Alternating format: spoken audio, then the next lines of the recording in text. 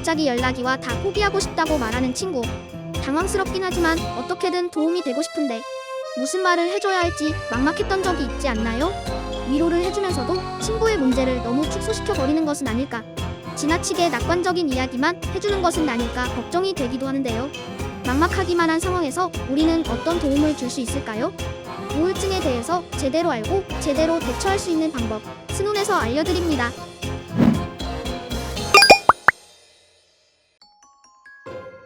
우울증을 흔히 마음의 감기라고 하는데요.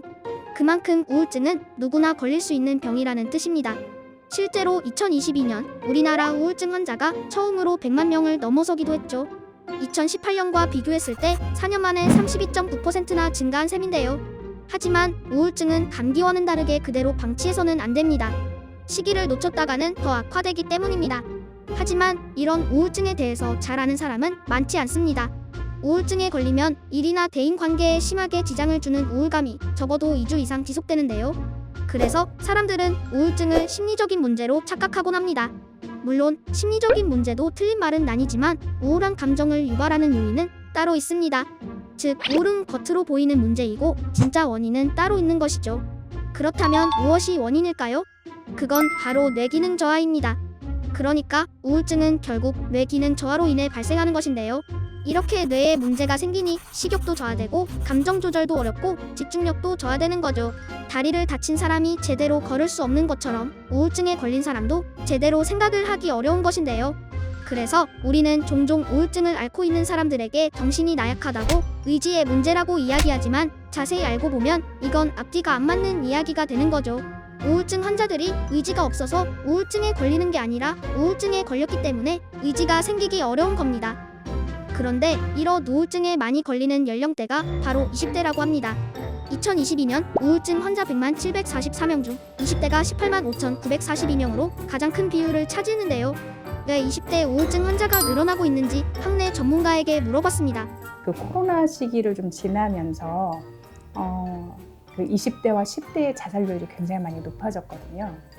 중요한 아직 자아가 충분히 형성되지 않은 청소년 시기의 학생들이 이제 사회적인 접촉이 불가능했잖아요. 스트레스나 뭐 이런 것들, 정서적인 문제들을 조절해 줄 수 있는 대인관계의 어떤 지지체계가 있어야 건강하게 크는데, 우리 학교 학생들도 예외는 아닌데요. 대학생활문화원이 수집하는 대학생활 의견조사에 따르면 정서 및 심리적 문제로 어려움을 겪었다고 답한 비율이 학년별로 약 20% 이상이라고 합니다.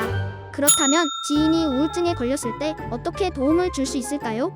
먼저 섣부른 위로는 조심해야 하는데요. 누구나 겪는 문제야라며 문제를 일축하거나 다 잘 될 것이다라며 막연한 낙관론을 펴는 것, 그리고 손쉽게 충고하거나 특정 행동을 강요하는 것도 주의해야 합니다. 물론 도움을 주고 싶은 마음은 잘 알지만 그 의도와는 달리 오히려 독이 될 수도 있기 때문이죠. 이럴 때는 걱정돼요를 기억하면 되는데요. 먼저 걱정되는 사람이 있다면 그 사람의 도움 신호를 확인합니다. 그 다음 상대방의 이야기를 정성껏 들어주세요. 이때 자신이 도움을 줄 수 있음을 알리되 친구가 용기를 낼 때까지 기다려줘야 합니다. 그리고는 대화를 나눠주세요. 대화할 때는 해결책, 원인 분석 등의 말보다는 고통을 헤아리는 마음이 중요합니다. 그리고 마지막으로 도움을 함께 요청하는 것이 중요한데요. 너는 그게 걱정이었구나 라고 하는, 그분이 힘들어하는 사실을 너 입장에서는 그게 그렇게 힘이 들었구나 라고 들어주는 거죠. 그렇게 대화를 좀 나누면서, 사실 학생들이 이걸 해결해 줄 수는 없잖아요. 그래서 전문적인 기관에 도움을 청할 수 있도록 좀 도움을 좀 청해보자 라고 권해주시면 좋을 것 같아요. 전문적인 도움이 필요할 때는 심리상담소나 정신건강의학과를 찾을 수 있는데요. 둘의 차이는 약물치료를 할 수 있느냐 없느냐입니다. 다만 자신이 심리치료를 받아야 하는지 약물치료를 받아야 하는지 고민된다면 다음과 같은 점을 고려할 수 있는데요. 자신의 증상이 비교적 가볍거나 약물에 대한 거부감이 있는 경우 심리치료를 받아보는 것도 좋습니다. 특히 우울증을 앓게 되면서 자신의 상황이나 생각을 바탕으로 머릿속에 우울 구조를 만들어 놓는 경우도 있는데요. 이는 신념의 문제이기에 약물로는 해소가 안 돼 심리치료가 필요합니다. 약물 치료의 경우 속마음을 자주 꺼내기 부담스럽거나 빠른 일상으로의 회복이 필요한 경우 진행할 수 있는데요. 물론 증상이 심할 때는 두 치료를 병행하는 것이 좋습니다. 서울대학교 구성원은 학교 내에서도 도움을 받을 수 있는데요. 보건진료소에서는 약물 치료를 받을 수 있고 대학생활문화원, 인권센터 등 상담 유관기관 7곳과 단과대 학생상담센터 11곳에서는 심리상담을 받을 수 있습니다.